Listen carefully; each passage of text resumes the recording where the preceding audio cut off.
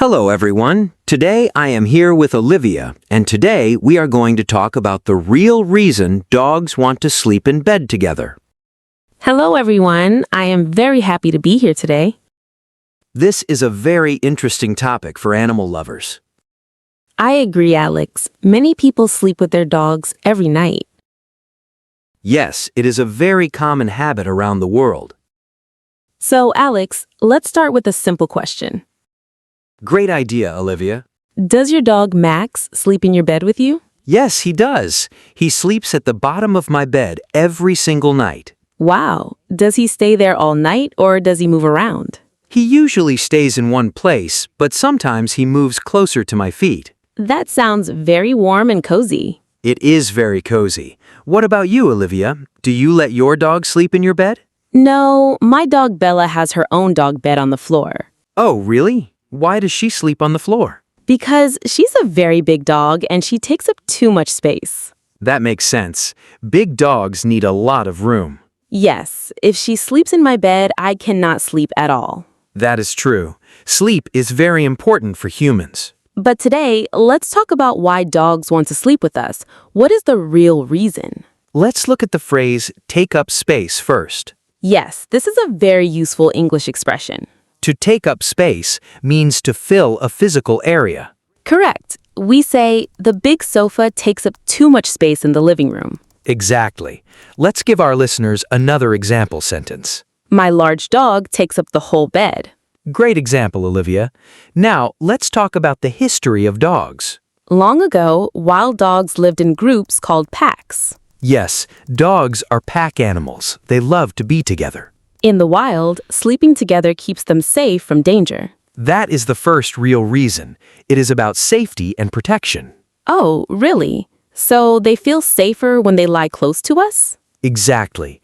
When a dog sleeps next to you, it thinks you are part of its pack. Wow, that is beautiful. They trust us completely. Yes, sleeping is a vulnerable time for animals. By sleeping with you, the dog says, I trust you to protect me. And the dog also wants to protect you.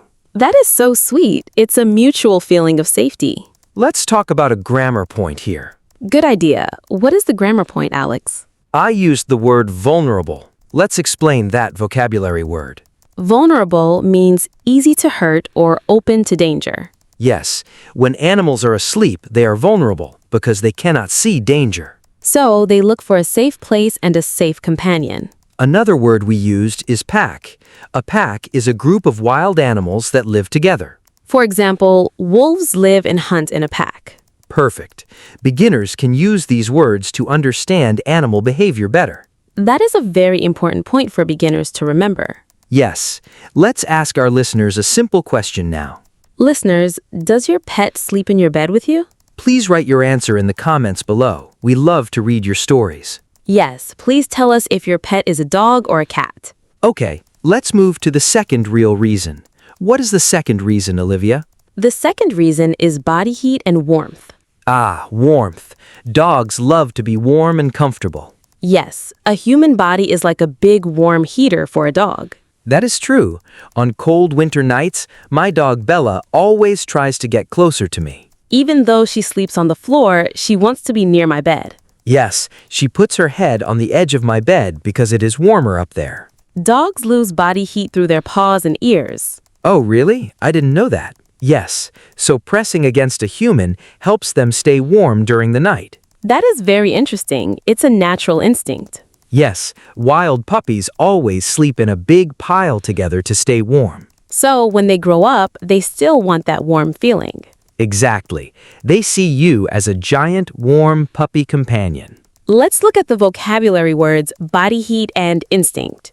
These are great words to describe science and nature. Body heat is the warmth produced by a living body. For example, we share body heat when we hug. And instinct is a natural behavior that an animal is born with. For example, birds fly south in winter by instinct.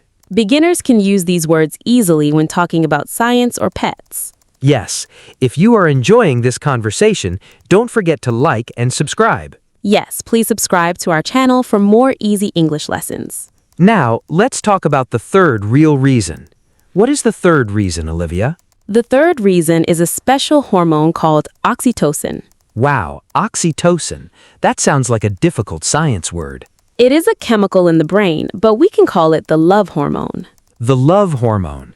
That sounds much easier. What does it do? When you touch, pet, or lie close to your dog, your brain releases oxytocin. And does the dog's brain release it too? Yes, both the human and the dog feel happy and relaxed because of this hormone. Wow, so it reduces stress for both of us. Exactly. It lowers blood pressure and makes you feel calm. That is amazing.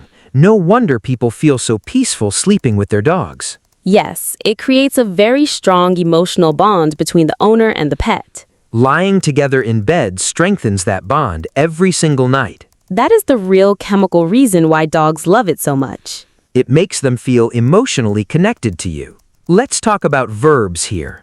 We use the verb release. Yes, release means to let something go or pour something out. In the past tense, released becomes released. It is a regular verb. Let's give an example. The brain released a happy hormone. Feel is an irregular verb. The past tense of feel is felt. Good point, Alex. Last night, I felt very safe with my dog. Perfect. Beginners should practice these regular and irregular verbs every day. Yes, it helps you talk about the past clearly. Now, let's look at the negative side. Are there any problems with sleeping with a dog? Yes, there can be a few problems. For example, dirt and allergies. Ah, dirt. Dogs walk outside on the ground without shoes. Exactly. They can bring dirt, grass, or bugs into your clean bed. That is not very hygienic. No, it is not. People with allergies might sneeze a lot. Another problem is that dogs move and make noise in their sleep. Oh yes, my dog Bella sometimes barks quietly while she's dreaming. Max does that too. He moves his legs like he's running after a rabbit. That is very cute, but it can wake you up in the middle of the night. Yes, it can disturb your sleep cycle. So if you're a light sleeper, it might be a bad idea to sleep with a pet. I agree. You have to find what works best for your health. Let's explain the vocabulary words hygienic and disturb. These are very important words for health conversations. Hygienic means clean and good for health. For example, washing your hands is a hygienic habit. And disturb means to interrupt or break someone's peace. For example, please do not disturb me when I am sleeping. These are excellent words for beginner English learners to practice. Yes, they make your vocabulary much richer. Let's think about where dogs prefer to sleep on the bed. Some dogs like to sleep right against your back. Yes, that is called the back-to-back position. It means they feel safe. Some dogs sleep at your feet, like Max does. Sleeping at the feet means they want to protect the room and watch the door. Wow, so even the position has a real meaning. Yes, dogs are very communicative with their bodies. Some small dogs like to sleep under the blankets near your stomach. Oh, that is the warmest place. They feel like they're in a cozy cave.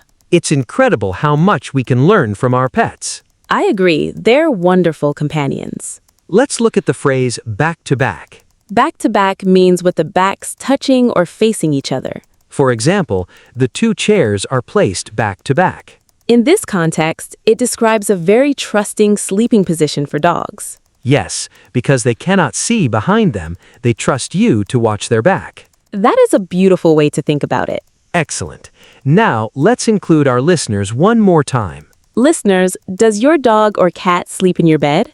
Do you sleep at your feet, under the blanket, or on their own bed? Please tell us in the comment section below. We want to know. Writing about your pet's habits is wonderful practice for your English. Yes, please share your thoughts with us. Okay, let's review the main vocabulary words from today's special episode.